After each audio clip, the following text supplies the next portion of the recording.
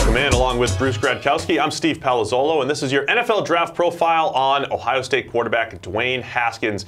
Bruce, he's a guy that's gotten a lot of hype, and then late in the draft process, people are saying Haskins might fall in the draft, but I think he does have the good, pocket ability to win at the next level. But I think my biggest concern with Haskins is that everything needs to be pretty sharp around him. What have you seen from Haskins on film? Yeah, I mean, look, he has a presence about him. I think when he's under center, I'll say in the shotgun in college football, but when he's on the field, he brings a presence. I think he could be a good leader. Big, strong stature, looks the part of a franchise quarterback. I think he has a strong enough arm for short, intermediate passes. He's accurate.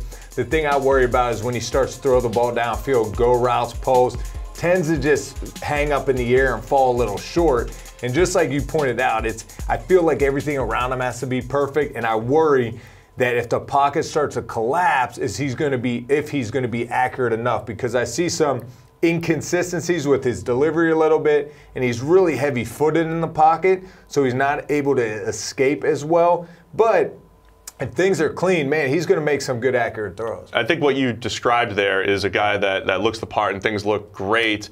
Reminds me a little bit of Josh Rosen. There's a couple comparisons I think that he reminds me of. Josh Rosen and Sam Bradford for a couple different reasons. The short and intermediate accuracy that he has reminds me of Sam Bradford. I think if you gave Bradford a clean pocket and he could just pick you apart at all the places where you need to win at the NFL level. You don't have to be a great deep passer, right, to still have NFL success. And I think that's Bradford there. And then the Josh Rosen component, because everything looks good. And I think that overrates the quarterback's ability just a little bit. When Rosen would sit in the pocket, throw that dig route, and it just, wow, that looks like an NFL quarterback. I think Haskins has a lot of that to his game, but I do worry about the out of structure, the pressured plays, essentially. His PFF grade dropped from 90.7 to 55.7 from clean pocket to a pressured pocket. That's a much bigger drop-off than you'd like to see at the next level. So is that the type of thing that can improve at the next level? That's where my question is with Haskins. Well, and with Haskins, I feel like his legs can only help him. He has to continue to learn and develop how to use his legs when he throws. A lot of times he's trying to throw all body. He does not follow through with his lower half. And when that pocket in the NFL collapses, it all collapses like a vacuum. In college, you have one or two guys you have to make miss. In the NFL, it collapses pretty quick, and that's when you see the inconsistencies. The arm changes a little bit as far as how it releases, and that's why the accuracy goes down. And in the NFL, man, those guys are rushing hard and fast, so you got to make decisions quick, decisive, and make plays. So I'm concerned, too. That's a great comparison, though, with Sam Bradford. And that's Bradford in the pocket, too, right? When he's not the best, either getting out of the pocket or just, standing in there and making throws. Hey, I'd take Bradford's career, all the money he's made from day one. Oh, you have a whole different perspective on it. Like, yes, Haskins is excited. All right, the Sam Bradford comparison. To back up your point, though, when he's moved off the spot, 38.7% accuracy percentage, one of the worst in the entire draft class. So that would be my concern, is every time he has to move, whether it's, and you look at it from a QB's perspective, maybe his footwork isn't great. I'm just saying yes or no. Is he accurate? Is he not?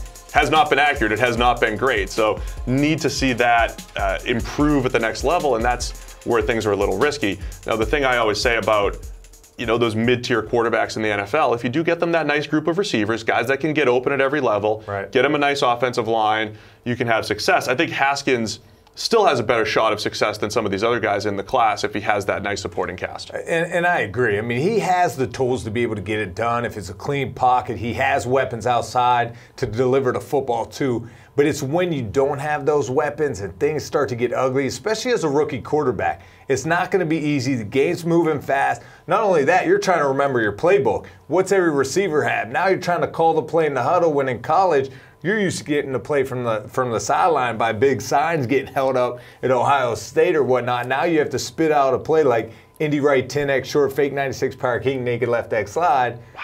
That's old John Gruden stuff there. Oh, yeah. But, so that's Gruden just does that to show off, doesn't he? Oh, absolutely. He loves it, man. He loves it, but he's a great teacher.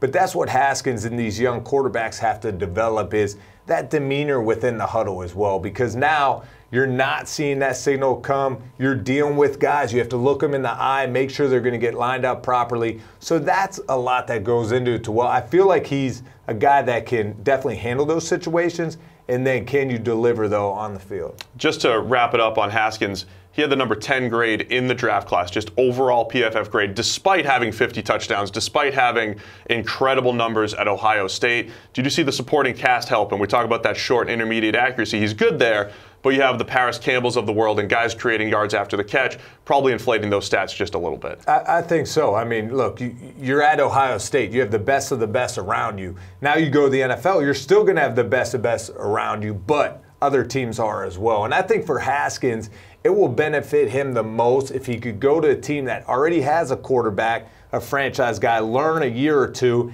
develop those feet, develop his understanding of the offense, and it'll just become more and more natural. I feel like he's a winner, so that helps. But I think with a lot of these other guys as well, they need a year or two to develop. Yeah, and just to wrap it up with the concerns on Haskins, it's at Penn State, at Purdue, at Michigan State. Some of those big road games where things just weren't great. They did not look great. When they were at home, had the talent advantage, as we're talking about, everything was fine. But under pressure in some of those hostile environments wasn't great for Haskins last year. So he's going to be number 2 on the PFF draft board, but a step down from Kyler Murray, a guy that you can win with, but everything around Haskins has to be really good. Dwayne Haskins NFL Draft Profile, powered by PFF Edge and Elite.